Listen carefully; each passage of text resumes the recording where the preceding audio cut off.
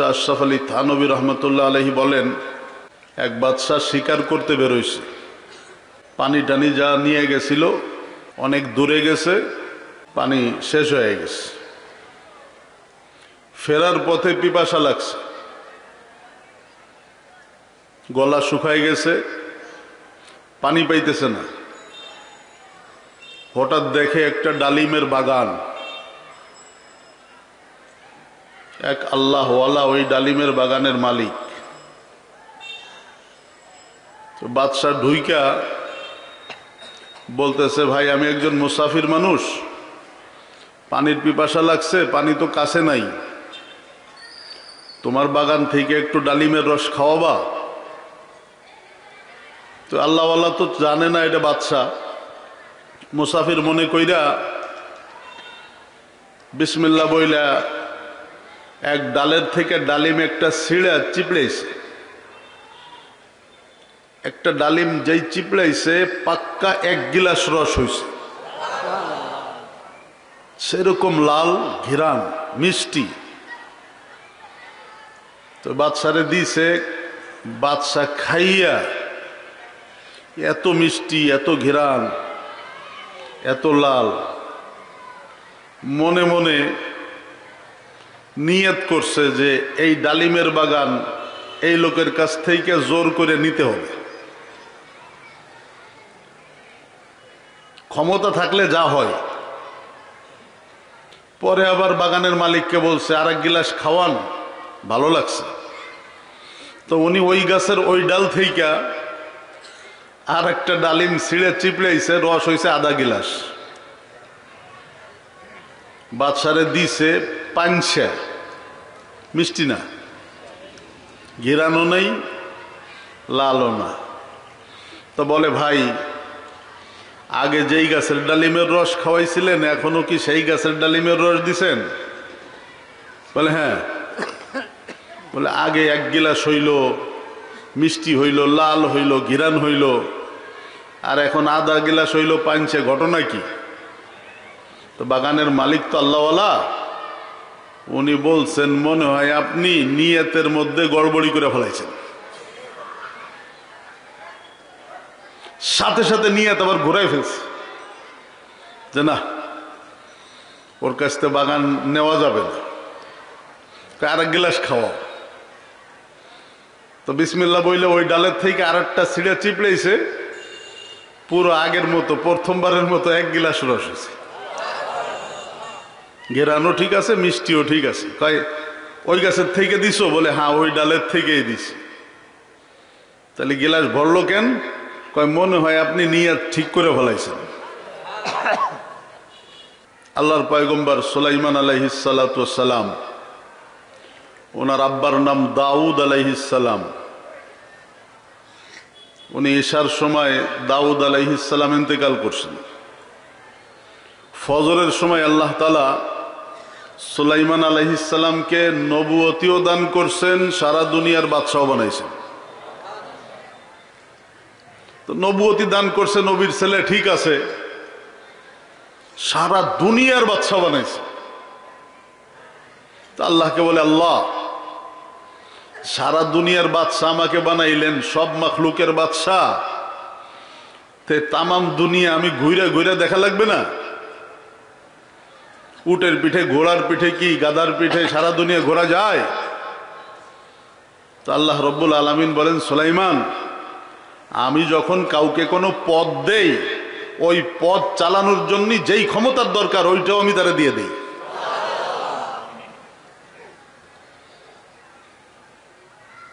হযরত থানভী রহমতুল্লাহ আলাইহি লিখছেন, এক দেশের এক বাদশাহ মারা গেছে। তো মন্ত্রীরা সন্ধ্যার সময় বৈশা সিদ্ধান্ত নিছে, আগামীকাল থেকে আমাদের বাদশাহ কে হবে। তো সবাই মিলে যেই সিদ্ধান্তে উপনীত হইছে সেইটা হলো, আগামীকাল ফজরের পরে যেই ব্যক্তি সর্বপ্রথম বাদশার দরজায় আসতে পারবে সে হবে কালকের থেকে আমাদের বাদশা। তো মন্ত্রীদের বাড়ি তো অনেক দূরে দূরে, মিটিং ভাঙ্গিয়া সবাই চলে গেছে, রাত ভোরে গোছগাছ করতেছে। সকালে কে বাদশার দরজায় আগে আসতে পারে? ঘটনাক্রমে ওই দিন এক ভিক্ষুক সারা এলাকায় ভিক্ষা করতে করতে করতে রাত হয়ে গেছে। বাদশার বাড়ির পাশে মসজিদে এসে রাত্রে শুয়ে রয়েছে। ফজরের নামাজ পড়িয়া চিন্তা করতেছে বউনি করব কোন জায়গা দিয়ে। বউনি বুঝেন? মানে ভিক্ষা শুরু করবে কোন জায়গা থেকে। তো বিসমিল্লাহ কইয়া মসজিদের পাশে তো বাদশার বাড়ি, প্রথমে বাদশার দরজায় যে হাক লাগাইছে, আল্লাহর হস্তে কিছু দেন। যেই না হাক ছাড়ছে, সিকিউরিটিরা এসে, দারোয়ানরা এসে ওনার ধরে ফেলেছে। আমার ধরেন কেন? কয় ভিতরে যাইতে হবে। ভিতরে নিয়ে তো বসাইছে। এরপরে মন্ত্রী, সচিব, বড় বড় নেতারা সবাই সিরিয়াল দিয়ে আসছে, কিন্তু আইসা দেখে ভিক্ষুক সবার আগে আসছে।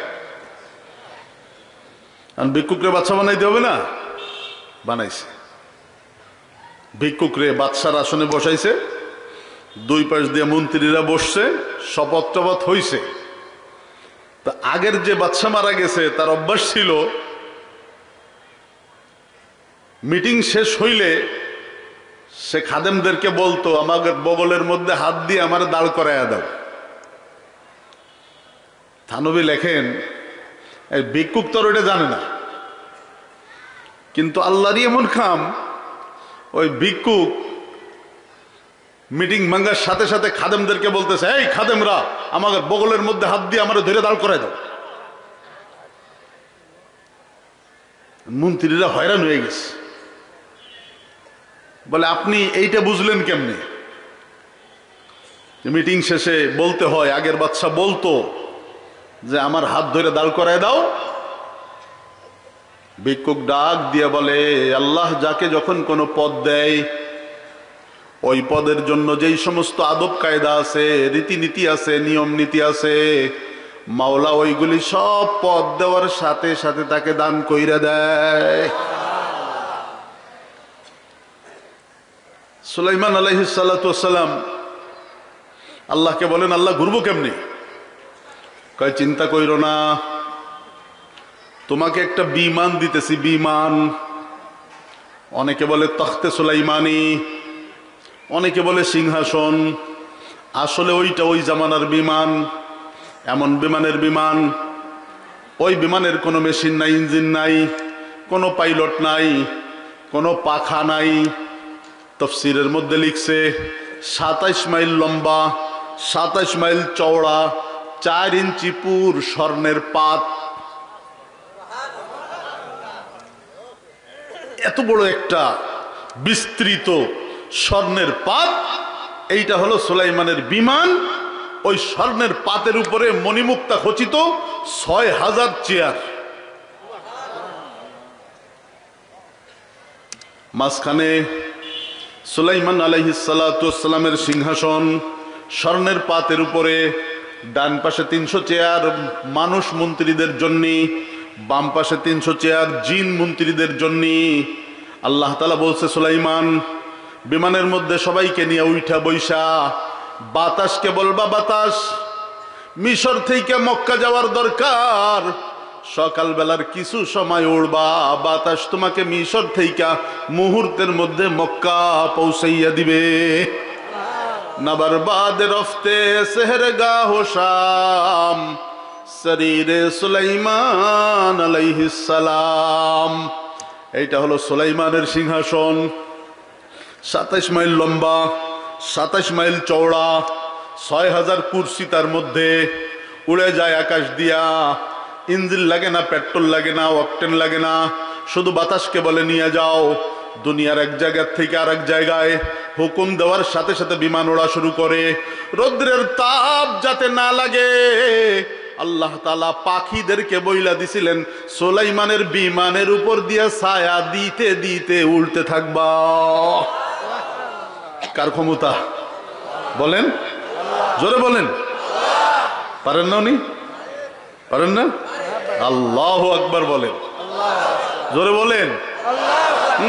আরো জোরে বলেন। সুলাইমান আলাইহিস সালাম উম্মত নিয়া 600 জিন মানুষ মন্ত্রী নিয়ে উঠতেছেন। কলবের সামনে একটু ছায়ার মতো আসছে। নবী রাসূলদের কলবের মধ্যে শয়তানের ওয়াসওয়াসা ঢুকতে পারে না, কিন্তু কলবের সামনে ছায়ার মতো আসে। ছায়ার মতো আসে, একটু ছায়ার মতো আসছে। ও সুলাইমান, তোমার তো ক্ষমতা অনেক। তোমার ক্ষমতা কত? অনেক ক্ষমতা তোমার সুলাইমান। এত বড় বিমান, এইটা নিয়ে তুমি বাতাসকে হুকুম দিয়ে ওড়ো, তোমার মাথার উপর দিয়ে পাখি ছায়া দিতে দিতে যায়। তোমার ক্ষমতা তো কম না। একটু ছায়ার মতো কলবের সামনে আসছে, সাথে সাথে বিমানটা উড়া অবস্থায় কাইতে হয়ে গেছে। বিমানটা কি হয়েছে? এতটুক কাইত হইছে, 400-500 উম্মত পড়ে মরে গেছে। উপর থেকে সুলাইমান দেখে বেগতিক অবস্থা, হাতের মধ্যে লাঠি, লাঠি দিয়ে সিংহাসনের মধ্যে গুতা মারছে। এই সিংহাসন, বিমান সিধা হো যা, সোজা হয়ে ওড়, কাইত হইছিস কেন?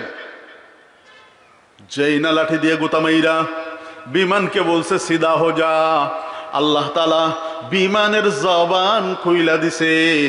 বিমান বলে, পয়গম্বর পহলে তুম সিধা হো যাও, তুমি প্রথমে সোজা হইয়া যাও। তোমার কলবের সামনে ছায়ার মতো কি আসছে, আল্লাহ তো ওইটা দেখছে। আল্লাহ দেখে আমারে বলছে কাইত হয়, এই জন্য তো কাইত হইছি। ওইটা যদি ইস্তেগফার পড়ে সরাইয়া দাও, দেখবা মুহূর্তের মধ্যে আমি সোজা হইয়া গেছি। এই জন্য ভাই, নিয়ত যদি মজবুত হয়, নিয়ত যদি খালেস হয়, আল্লাহ তাআলা বক্র দিলকে সোজা বানাইতে সময় লাগে না, নাপাক কলবকে পাক বানাইতে সময় লাগে না। হযরত থানবী রহমাতুল্লাহ আলাইহি লিখছেন, 2 ভাই, এক ভাই থাকে নিচের তলায়, আর এক ভাই থাকে দোতলায়। দোতলায় যেই ভাই থাকে, ওই ভাই সারা রাত তাহাজ্জুদ নামাজ পড়ে, 5 ওয়াক্ত নামাজ জামাতে পড়ে, সকাল বিকাল জিকির করে, মোরাকাবা করে, কোরআন শরীফ তেলাওয়াত করে, সাংঘাতিক নেককার। আর নিচতলায় যেই ভাই থাকে, ও হলো দুনিয়ার বদমাইশ, মাদক সেবন করে, মদ্যপ, গাঞ্জা টাঞ্জা, বাবা টাবা এইগুলি খায়, মেয়েদেরকে নিয়ে ফুর্তি করে। এইভাবে 2 ভাইয়ের 2 তলায় জীবন যাপন চলতেছে। একজনের নিচের তলায় বসে গুনাহ করে, আর একজন দোতলায় বসে ইবাদত করে। হঠাৎ একদিন রাতের বেলায় ছোট ভাই যে নিচের তলায় থাকে, গুনাহ করে, ও মনে মনে নিয়ত করছে একটু দোতলায় বড় ভাইয়ের কাছে যাই, উনি যে কি ইবাদত করে, ওনার ইবাদতটা একটু দেখি, যদি আমার ভালো লাগে তাইলে আমিও একটু ইবাদত করব। এই নিয়ত কইরা ছোট ভাই নিচতলার থেকে সিঁড়ি বাইয়া উপর দিকে উঠতেছে, আর বড় ভাই দোতলার থেকে গভীর রাত্রে নিয়ত করছে, সারা জীবন তো ইবাদত কইরা গেলাম, আজকে একটু ছোট ভাইয়ের রুমে যাই, নিচতলায় যাইয়া দেখি ও কেমন ফুর্তি টুর্তি করে, যদি ভালো লাগে আমিও একটু ফুর্তি করব। 2 ভাই নিয়ত 2 রকম। একজন গুনাহগার কিন্তু নেকির নিয়ত করে উপরে উঠতেছে, আর একজন নেককার গুনাহের নিয়ত কইরা নিচের দিকে নামতেছে। সিঁড়ির মাঝখানে গেলে 2 ভাইকে আজরাইল আইসা জাগায় রূহ কবজ কইরা ফেলাইছে। এখন হাকিমুল উম্মত মুজাদ্দিদুল মিল্লাত শাহ আশরাফ আলী থানবী রহমাতুল্লাহ আলাইহি বলেন, কেমন হইল? কে আল্লাহর কাছে উত্তম? সারা জীবন যে নেকির কাজ করে গুনার দিকে যাইতেছিল সে, নাকি সারা জীবন গুনাহ কইরা নেকির দিকে যাইতেছিল সে? আমলটা হবে কার জন্য? আমলটা হবে কার জন্য? জোরে বলেন, আরো জোরে বলেন। বাজান, মানুষ প্রথমত 2 প্রকার। কয় প্রকার? আল্লাহ তাআলা কোরআনে বলেন, হুয়াল্লাযী খালাকাকুম ফামিনকুম কাফিরুন ওয়া মিনকুম মুমিন। প্রথমত মানুষ কোরআনের ভাষায় 2 প্রকার, একদল হইল কাফের আর একদল হইল মুমিন। কাফের যারা কালিমা পড়ে নাই, ঈমান আনে নাই, কালিমায়ে তয়্যিবা পড়ে নাই, কালিমায়ে শাহাদত পড়ে নাই, তারাই তো কাফের, তাই না? আর একদল হলো মুমিন। আল্লাহ বলেন আর একদল মুমিন। মুমিন কারা? কালিমা পড়ছে, তয়্যিবা পড়ছে, শাহাদত পড়ছে, মনে প্রাণে যেই সমস্ত বিষয়ের উপরে ঈমান রাখার দরকার সেইগুলি রাখে, তারা হলো মুমিন, বিশ্বাসী। কাফেরের জীবনের উদ্দেশ্য কি? একটা লোক মুমিন না, মুসলমান না, তার জীবনের উদ্দেশ্যটা কি? তার জীবনের উদ্দেশ্য হলো খাবে, পান করবে, যৌন চাহিদা পূরণ করবে, ফুর্তি করবে, রোজগার করবে, যেখানে মনে চায় সেইখানে ডালবে। এছাড়া আর কিছু আছে? কি বলেন? খাওয়া দাওয়া, ফুর্তি করা, যৌন চাহিদা মেটানো, এটা হলো কাফেরের জীবনের উদ্দেশ্য। আর ওইটাই পশুর জীবনের উদ্দেশ্য। আমরা যেই সমস্ত পশু পাখি দেখি, প্রত্যেকটা পশু পাখির জীবনের হায়াতের উদ্দেশ্যই হলো খাওয়া দাওয়া, ফুর্তি করা, সময় ব্যয় করা। তো কাফেরের জীবন আর পশুর জীবন একই জীবন। আল্লাহ রব্বুল আলামিন বলেন মুমিন ভিন্ন। মুমিন আবার তিন প্রকার। কালিমা পড়ছে, ঈমান আনছে, এত দূর, কিন্তু জীবনে কোনোদিন কোনো নেকির কাজ করে না, আর কোনো গুনাহ হাত ছাড়া করে না। কালিমা পড়ছে, মুসলমানের ঘরে জন্ম, কখনো কোনো অবস্থায় কোনো ভালো কাজ সে করে না, আর কোনো অবস্থায় নেকির কাজ সে করে না, গুনাহ কোনোটা ছাড়ে না। আছে কিনা এরকম এক প্রকার?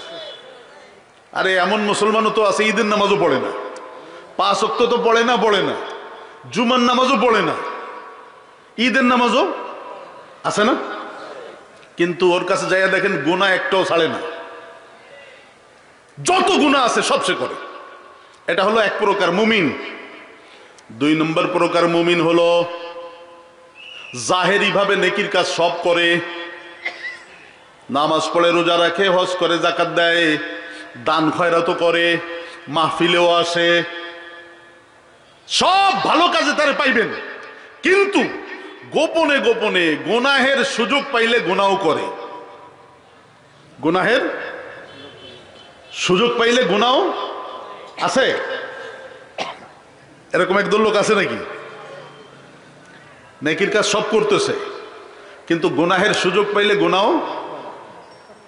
এটা হলো দ্বিতীয় প্রকার। 3 নম্বর প্রকারের মুমিন হইল প্রকাশ্যে সমস্ত নেকির কাজ করে, কোন নেকির কাজ সে ছাড়ে না, গোপনে গুনাহ করার সুযোগ থাকা সত্ত্বেও আল্লাহর ভয়তে গুনাহ করে না। বুঝছেন? আর 3 নম্বর প্রকার কালিমা পড়ছে, প্রকাশ্যে নেকির কাজ সব সে করে, গোপনে গুনার সুযোগ পাইলেও মাওলার ভয়তে গুনাহ করে না।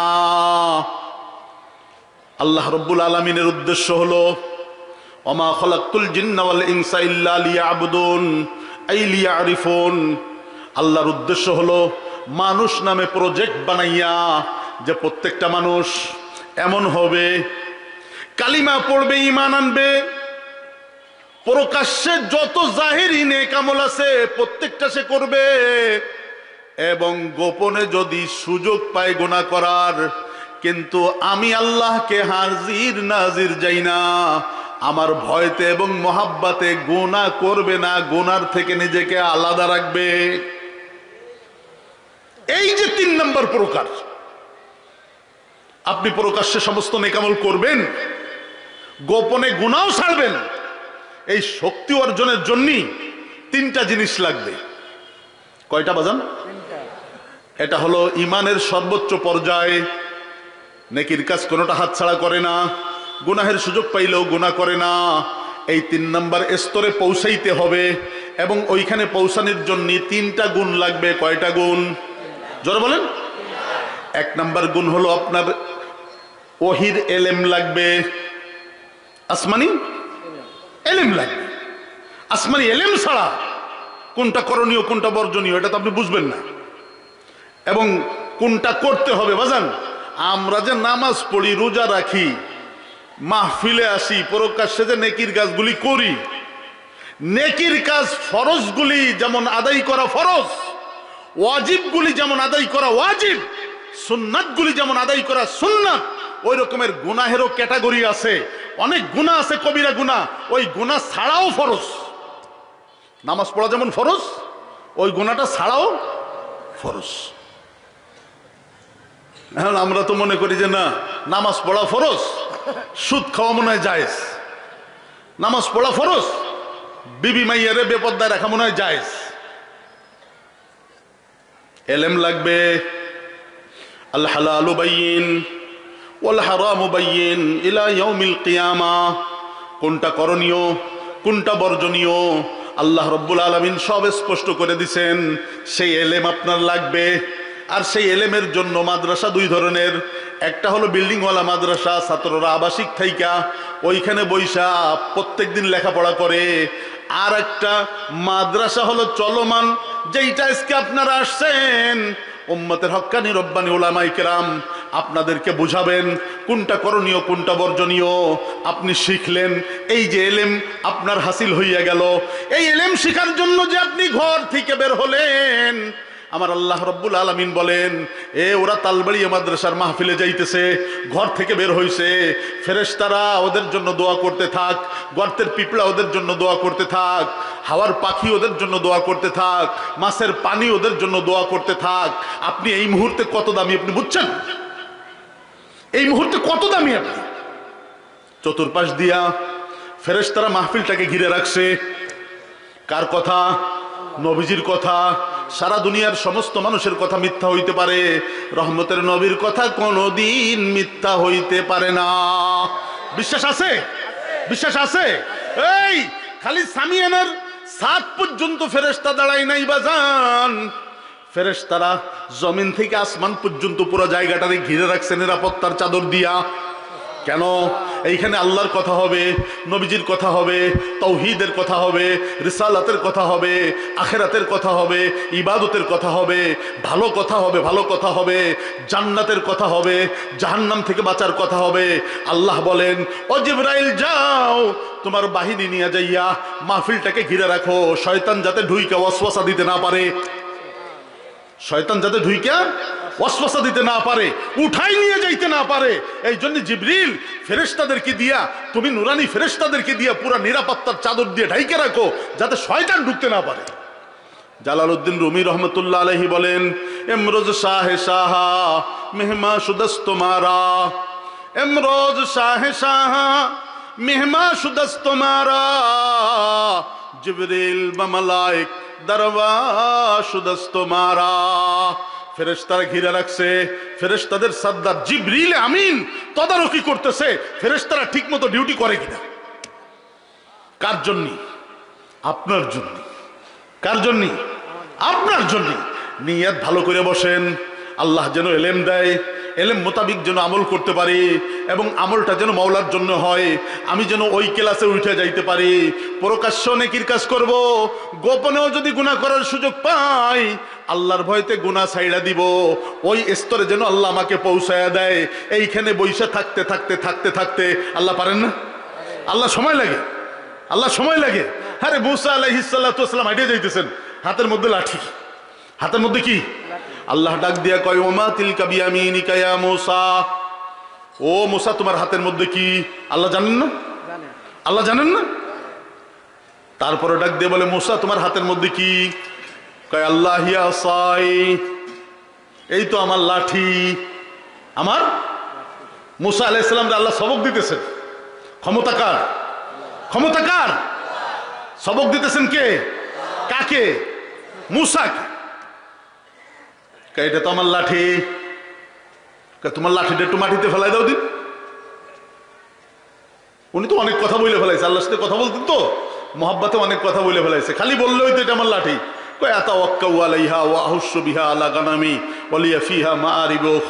আল্লাহ এটা আমার লাঠি, এটার উপর ভর দিয়ে চলি, গাছের পাতা পাইলে ছাগল রে খাওয়াই, আর অনেক কাজ করি। তার মানে এটা লাঠি যে কোনো সন্দেহ নেই। আল্লাহ কয় তাহলে একটু ফালাও। মুসা আলাইহিস সালাম লাঠিটা ফালাইতে দেরি।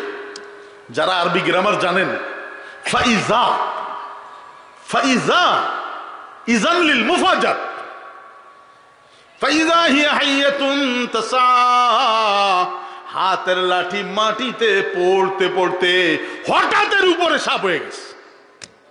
কে বানাইছে? জোরে বলেন। বানানো কিচ্ছা, বানানো কাহিনী। সাপ হয়ে ফানা ধরছে।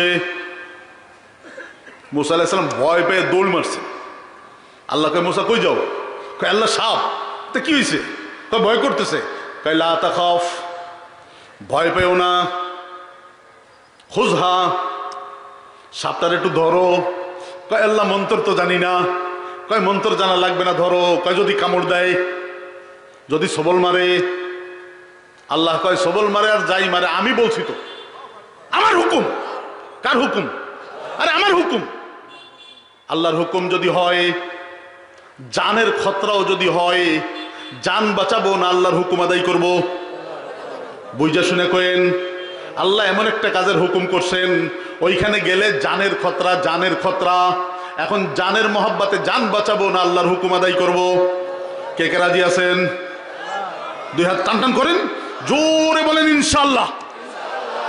গলার সব শক্তি দিয়ে বলেন, আরো জোরে, আরো জোরে। হাত নামান। মূসা পয়গম্বর আলাইহিস সালাতু ওয়াস সালাম চোখ বন্ধ কইরা দাঁত কিড়িমিড়ি দিয়া থাবা মারছে সাপের মাথা বরাবর, চোখ বন্ধ করে। এখন হাতের মধ্যে শক্ত শক্ত লাগে তো, সাপ তো একটু নরম নরম হওয়ার কথা। চোখ খুলছে। খুযহা ওয়ালা তাখাফ সানুঈদুহা সিরাতাহাল উলা। চোখ খুইলা দেখে হাতের মধ্যে সাপ নাই, আগের লাঠি। ক্ষমতা কার? আল্লাহর হুকুম মানলে আল্লাহ পাক ওইভাবে সাহায্য করে। হুকুম মানছে কার? ইউসুফ আলাইহিস সালামরে বেকায়দায় ফেলাইছে না জুলাইখা? বেকায়দায় ফেলাইছে না? কেমন বেকায়দার বেকায়দা! কোরআন শরীফ বলে, আল্লাহ রাব্বুল আলামিন বলেন, ওয়াগাল্লাকাতিল আবওয়াব, সাতটা দরজা বন্ধ কইরা ভিতরের রুমে নিয়া, বেডরুমে নিয়া জুলাইখা নিজের শরীর থেকে কাপড় চোপড় খুলে ফেলাইছে ইউসুফের দৃষ্টি আকর্ষণ করার জন্য।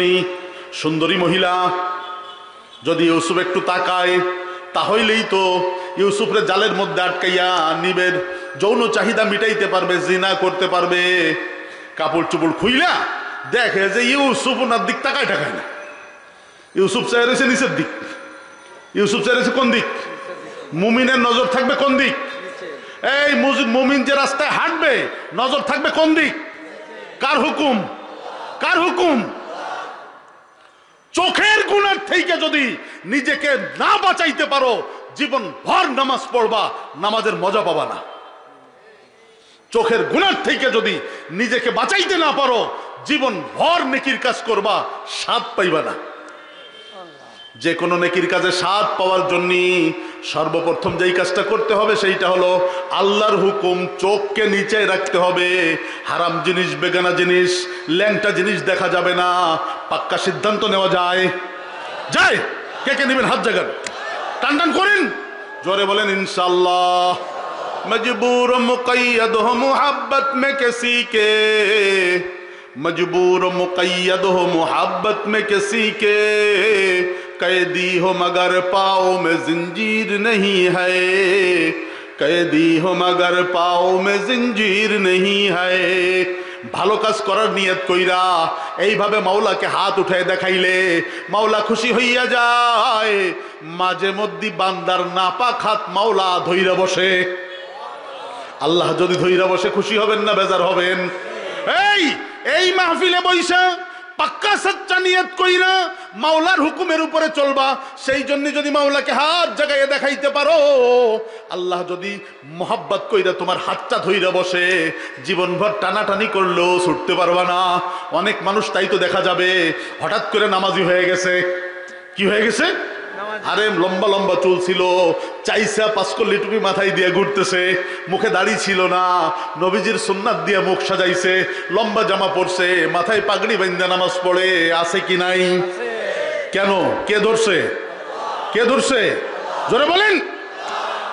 সৈয়দুত তায়েফা হাজী ইমদাদুল্লাহ মাহাজের মক্কি রহমাতুল্লাহ আলাইহি, কাসেমুল উলুমি ওয়াল খায়রাত কাসেম নানুতুবি রহমাতুল্লাহ আলাইহির পীর ও মুর্শিদ, ফকিহুল উম্মত রশিদ আহমদ গঙ্গোহী রহমাতুল্লাহ আলাইহির পীর ও মুর্শিদ, শেখুল হিন্দ মাহমুদ হাসান দেওবন্দি রহমাতুল্লাহ আলাইহির পীর ও মুর্শিদ, হাকিমুল উম্মত আশরাফ আলী থানবী রহমাতুল্লাহ আলাইহির পীর ও মুর্শিদ, এ সবার যাদের নাম নিলাম সবার পীর সৈয়দুত তায়েফা হাজী ইমদাদুল্লাহ মুহাজির মক্কি রহমাতুল্লাহ আলাইহি। উনি এইভাবে বয়ান করতেন। বয়ান করতে যাইয়া মানুষের কাছ থেকে হাত জায়গায় জায়গায় ওয়াদা নিতেন। এই নামাজ ছাড়বা না কে কে হাত জাগাও, রোজা ছাড়বা না কে কে হাত জাগাও, মিথ্যা কথা বলবা না কে কে হাত জাগাও, সুদ খাবা না কে কে হাত জাগাও, ঘুষ খাবা না কে কে হাত জাগাও, ধোকাবাজি করবা না কে কে হাত জাগাও। এক একটা বইলা বইলা হাত জায়গায় জায়গায় ওয়াদা নিতেন। হাজী ইমদাদুল্লাহ মুহাজির মক্কির হাতের সাথে হাত উঠাইয়া যারা ওয়াদা করত, মৌতের আগে আল্লাহ তাআলা সবাইকে আল্লাহর ওলি বানায় কবরে নিয়ে যেত। সেই নিসবতে আমরাও একটু হাত জায়গায় জায়গায় ওয়াদা নেই, যদি মাওলায় ধইরা বসে। পারেন না? ইউসুফের নজর নিচের দিক, বাজান টক বইয়া যুবক, সেই রকমের সুন্দরের সুন্দর ইউসুফ দাঁড়ায় রইছে, আর বাদশার বউ ফার্স্ট লেডি সুন্দরী মহিলা কাপড় খুইলে নাড়াচাড়া করতেছে। ইউসুফ যে তাকায় না, জিনা করার নিয়ত নাই, আর একজনের জিনা করার নিয়ত, কাপড় খুলে ফেলাইছে। দুইজন দূর রাস্তায়, একজন জান্নাতের রাস্তায় আর একজন জাহান্নামের রাস্তায়। কে চালায়? কে চালায়? ইউসুফ তাকায় রয়েছে নিচের দিক। বাহারে শিরি বাহারে তলখো হামেনা, বাহারে শিরি বাহারে তলখো হামেনা, দরমিয়া শাহ বরজখুল্লা ইয়াবগিয়া, বাইনহুমা বরজখুল্লা ইয়াবগিয়ান, ফাবিআইয়ি আলাই রাব্বিকুমা তুকাজ্জিবান। পদ্মার পানি ঘোলা, মেঘনার পানি নীলা, দুই পানি একসাথে চলে। ঘোলা পানি সবুজের মধ্যে ঢোকে না, সবুজ পানি ঘোলার মধ্যে ঢাকে না। দুই পানির মাঝখানে একটা কুদরতের পর্দা কে ফেলায় রাখছে। আপনি যদি হিম্মত করেন, একটু সাহস করেন, যত বড় গুনার পরিবেশ হোক, নিজেরা যদি একটু চেক দিতে পারেন, একটু যদি চেক দিতে পারেন, না আমার মাওলা আমারে দেখতেছে, আমার মাওলা আমারে দেখতেছে। ফকিহ আবুল লাইস সামারকান্দি রহমাতুল্লাহ আলাইহি লিখছেন, মুসা আলাইহিস সালাতু ওয়াস সালামের জামানায় ওই শহরের এক সুন্দরী মহিলা, এত সুন্দরের সুন্দর, ধনী মানুষ, জিনার ব্যবসা করে, শরীর বিক্রি করে খায়। শহরের সমস্ত পয়সাওয়ালা মানুষ তার কাস্টমার, পুরা শহরটারে নষ্ট করে ফেলাইতেছে। একদিন তার বাড়ির সামনে সাইজা গুইজা সোফার মধ্যে বসে রইছে। তার বাড়ির থেকে বেশ কিছু দূর একটা বস্তি, ওই বস্তিতে এক যুবক থাকে, আল্লাহর ওলি। সেই জামানার যা ইবাদত আছে সব ইবাদত সে করে, মুরাকাবা করে, জিকির করে, আল্লাহ ওয়ালাদের সাথে ওঠা বসা করে, মুসা পয়গম্বরের সোহবাতে যায়, 24টা ঘন্টা তার ইবাদতে কাটে। সেই যুবক হাইটে যাইতেছে ওই যুবতীর সুন্দরী বেশ্যা মহিলার সামনে দিয়ে। হঠাৎ কইরা ওই যুবকের একটা নজর পড়ছে ওই মহিলার উপর, ওই পতিতা মহিলার উপর একটা নজর পড়ছে, বদ নজর। এত সুন্দরের সুন্দর, নজরটা হয়ে গেছে বাজান খারাপ। নজরটা কি হয়ে গেছে? নজর সরাই ফেলছে ঠিকই, কিন্তু ওই প্রথম নজরে যে ছবি আইকে গেছে, চোখ তো কুদরতি ক্যামেরা, এই ক্যামেরায় যে ফোকাস নিয়ে নিছে, ছবি সাপ্লাই দিয়ে দিছে মাথার মধ্যে। এখন মাথার মধ্যে খালি ওই সুন্দরী মহিলার ছবি ভাসতেছে। নিচের দিকে তাকায় আস্তাগফিরুল্লাহ আস্তাগফিরুল্লাহ বলতে বলতে যাইতেছে, মাগার ওই সুন্দরী মহিলার ছবি মাথার ভিতরে ফ্ল্যাশ মারতেছে। আস্তে আস্তে কলবে যাইতেছে মোহাব্বত। কই যাইতেছে? বাড়ি গেছে। বাড়ি যে নামাজ পড়ে, আসমানি কিতাব পড়ে, জিকির করে, কিন্তু ওই মহিলার ছবি ফ্ল্যাশ মারতেছে। এক পর্যায়ে এই একটা বদ নজরে তারে কাবু করে ফেলাইছে। সে খবর নিছে যে ওই মেয়েরে ভোগ করার জন্য কি লাগে, খবর নিছে এই পরিমাণ টাকা লাগে। সে ওই পরিমাণ টাকা জোগাড় কইরা সারা জীবন মুরাকাবা মুজাহাদা মুশাহাদা করনেওয়ালা একটা যুবক ছেলে ইবাদতে 24 ঘন্টা কাটে, আর সে এক নজরে কাইট হয়ে গেছে। সেই পরিমাণ টাকা নিয়ে ওই মেয়ের বাড়ি এসে, মাথায় তো পাগড়ি, মুখে দাড়ি, লম্বা জামা, আইসা নক করছে।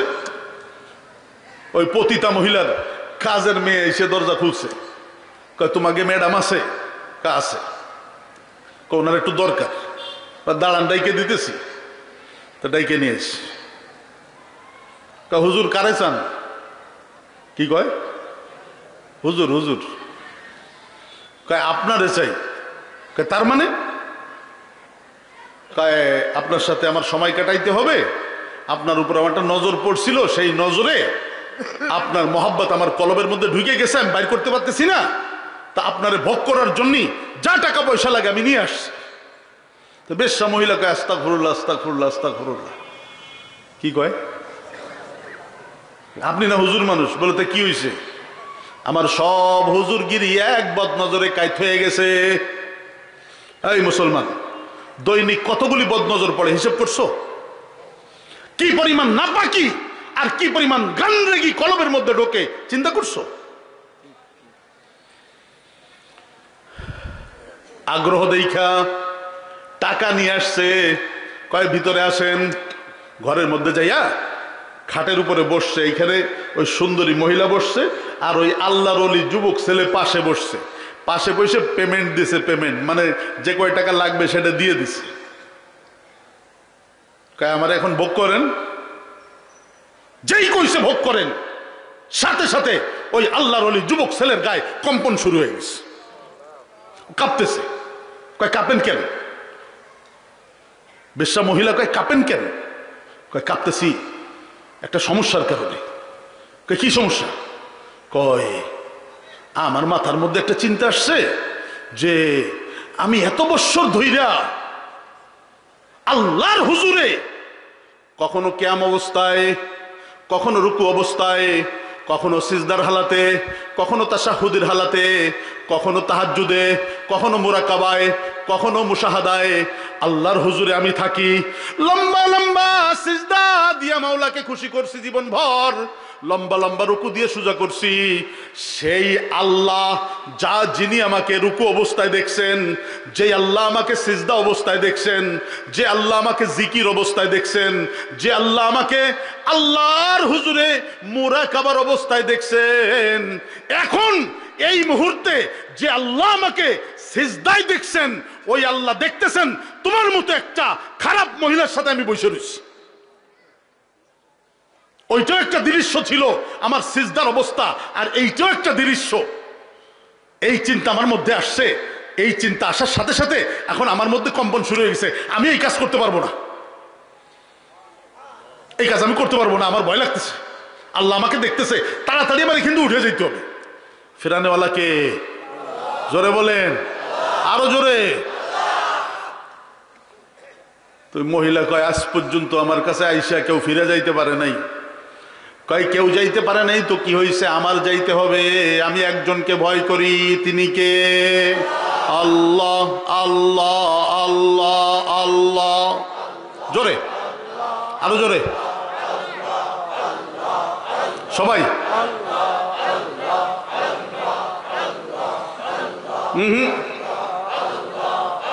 গলা খুলে দেন।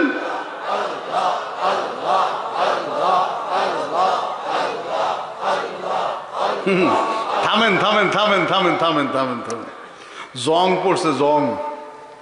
জং চিনেন? ঠোঁটে, জিহ্বায়, গলার মধ্যে কি পড়ছে? জং পড়ছে। মরার সময় আল্লাহ শব্দ বের করা লাগবে না মুখ দিয়ে?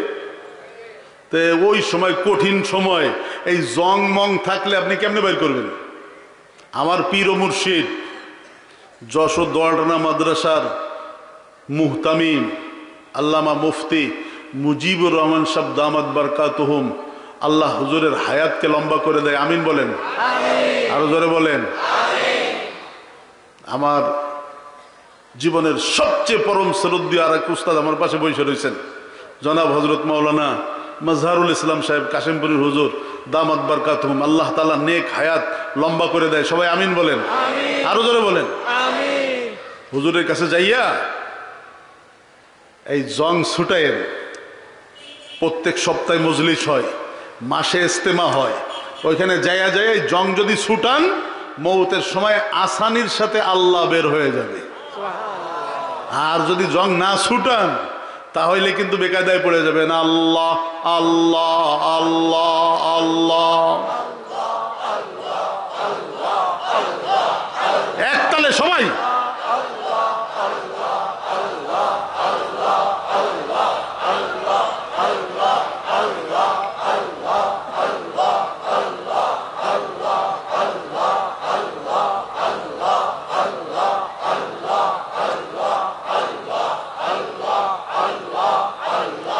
अल्लाह अल्लाह क्या मजा मुर्शीद की मैं खाना में है, अल्लाह अल्लाह क्या मजा मुर्शीद की मैं खाना में है, दोनों आलम की हकीकत एक पैमाना में है।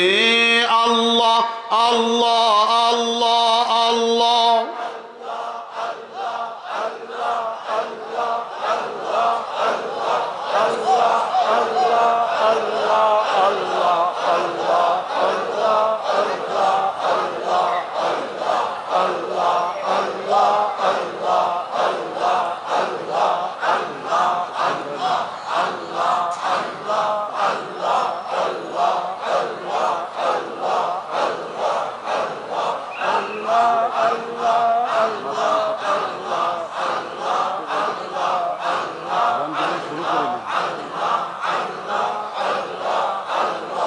कौनो मकामे लायक सिजदा तेरे सिवाय नूरे मुबीन, कौनो मकामे लायक सिजदा तेरे सिवाय नूरे मुबीन, कोई नहीं है कोई नहीं है कोई नहीं है कोई नहीं, अल्लाह अल्लाह अल्लाह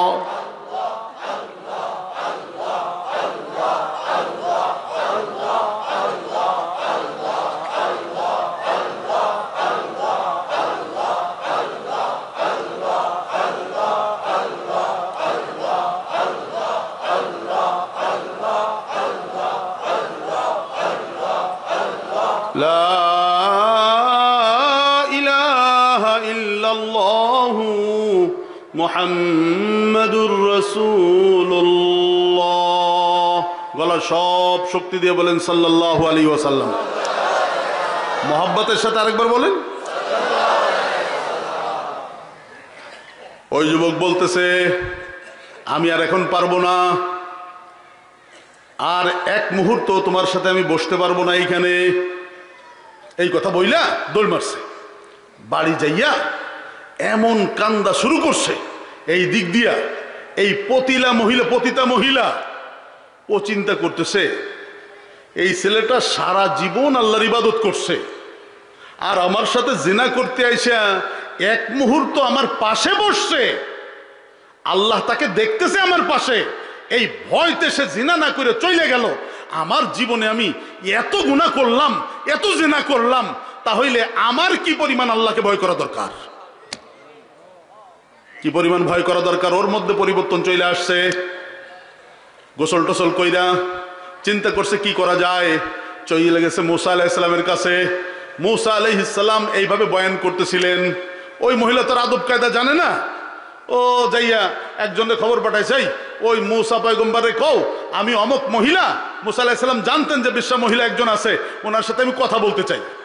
মুসা তো রাগী পয়গম্বর না, উনি বয়ান করতেছে, একজন এসে কয় হুজুর অমুক মহিলা আপনার সাথে কথা বলবে। আরে অত বড় খবিস মহিলার সাথে আমি কথা বলবো নাকি, যাও চলে যাইতে কো।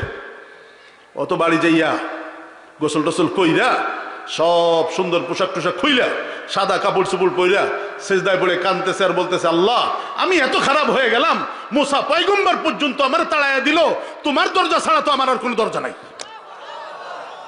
কানতেছে এইভাবে। মুসা আলাইহিস সালামের বয়ান শেষ, আল্লাহ তাআলা জিবরিলকে পাঠাইছে, মুসা আসলো তোমার কাছে, তাড়াই দিলে কেন? যাও যাইয়া বলো ওর চোখের পানি আমি মাওলা কবুল করে নিছি, ওরে যাইয়া শুভ সংবাদ দিয়ে দাও। মুসা আলাইহিস সালাম ওই পতিতা মহিলার দরজায় এসে নক করছেন, দরজা খুলছে। কি ব্যাপার, আপনার কাছে গেলাম, আমার না তাড়াই দিলেন? কয় তাড়াই তো দিছিলাম, তুমি চলে আসার পরে আল্লাহ বলছে তুমি যে কান্দা কানছো আল্লাহ তোমার সব গুনাহ মাফ করে দিস। তবে তোমার জন্য পরামর্শ হলো এই শহরে তুমি থাকতে পারবা না, তোমার চলে যেতে হবে নেককার মানুষ যেখানে থাকে ওইখানে। কারণ এই শহরের সমস্ত খারাপ মানুষগুলি, বদ মানুষগুলি তোমারে চিনে, তুমি যদিও ভালো হইয়া যাও ওরা তোমারে ভালো থাকতে দিবে না। এই জন্যই তো বলা হয় ওয়াকুনু মা সাদিকিন, আল্লাহ ওয়ালাদের সাথে সময় কাটাও। কাদের সাথে? আল্লাহ ওয়ালাদের সাথে সময় কাটাও। কেন? বলে আল্লাহ ওয়ালাদের সাথে সময় কাটাইলে তওবার উপরে থাকতে পারবা, পবিত্র জীবন পাইবা, জাহেরে অনেক আমল করবা, বাতেনেও যদি সুযোগ পাও মাওলার ভয়তে গুনাহ ছাড়ার অভ্যাস তোমার হবে। রাজি আছেন? আল্লাহ ওয়ালাদের সাথে উঠা বসা করবেন, রাজি আছেন? পাক্কা সিদ্ধান্ত ইনশাআল্লাহ? মুসা আলাইহিস সালাম বলেন তুমি এইখানে থাইকো না। বলে ঠিক আছে, আল্লাহ যদি আমাকে মাফ করে দিয়ে থাকে আমার এইখানে থাকার দরকার নাই, এই ঘর বাড়ি এই আরামের সংসার আমার দরকার নাই। সাদা কাপড় পইরা, ফকি আবুল্লাহ সামারকান্দি রহমতুল্লাহ আলাইহি লেখেন, সাদা কাপড় পইরা শরীর ঢাইকা ঘর থেকে বের হইছে, কোথায় যাবে জানে না। হঠাৎ মাথায় পড়ছে যেই যুবকের ওসিলায় আমি তওবা করলাম ওর বাড়ি তো অমুক বস্তিতে, যাই দেখি ওকে যাইয়া বলি যে আমি তো তওবা করছি, এখন আমার বিয়ে করো। চলে গেছে ওর বাড়ির খোঁজ খবর নিতে নিতে তার বাড়িতে যাইয়া দেখে ছেলে দরজা আটকাই দিয়া মাওলা পাকের হুজুরে জিকিরে লিপ্ত। বাড়ির মানুষরা জিজ্ঞেস করছে কখন বের হবে, কয় কিছু সময় লাগবে, নির্দিষ্ট সময় পর্যন্ত ইবাদত কইরা তারপরে বের হবে।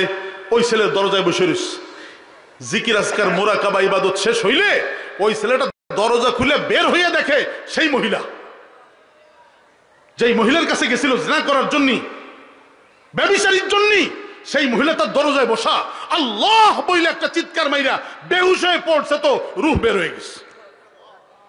ভয় পাইছে, আত্মীয় স্বজন দাফন কাফন করছে। ওই যুবকের বড় ভাই একজন ছিল, তারও বিয়ে করে নাই, বিয়ের বয়স হইছে।